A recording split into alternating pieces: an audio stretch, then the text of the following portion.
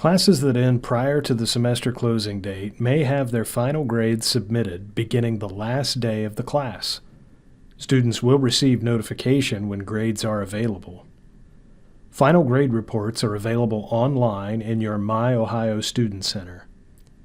Student grade information is maintained online, allowing students to obtain any updated grade, GPA, and academic status information as soon as it changes. To view your grades, sign into My Ohio Student Center, then click on the Other Academics drop-down. Select Grades, then click the double arrow button. Select the term you wish to view grades for, then click Continue.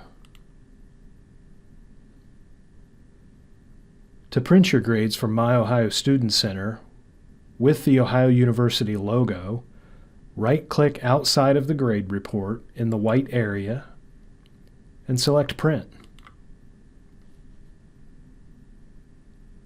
Then click on More Settings and make sure the Background Graphics box is selected.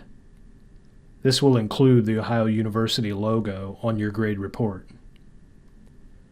You can then select to print your grades for your reference or simply save them as a PDF. For more information on how to view and print your grades, visit the University Registrar's website at www.ohio.edu/registrar or call us at 740-593-4199.